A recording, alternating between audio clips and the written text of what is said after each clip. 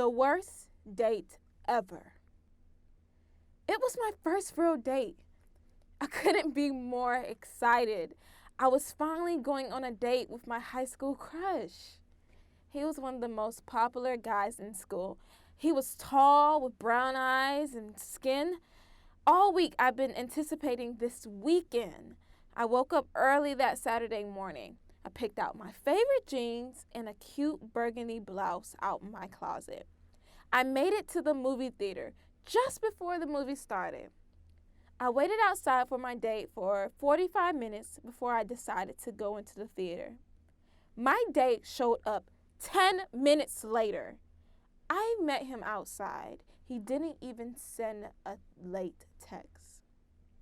We decided to get food after the movie at a restaurant nearby called Cosmics.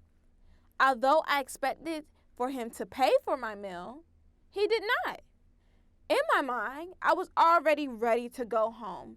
I didn't want to bother my parents to come pick me up, though. I assumed my date was going to drive me home, but little did I know he didn't even have a license.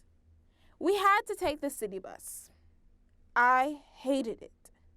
The worst part was that the city bus was about to stop running, so we had to get off the bus at the last stop, 30 minutes away from my house. By this time, I was ready to call my parents, but both of our phones was dead. We had to walk the rest of the way to our houses, which were a block away from one another.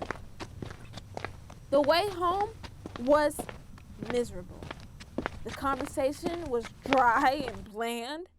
I hated every single minute of it.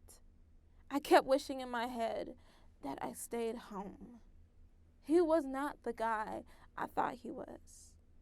He didn't even walk me to my door.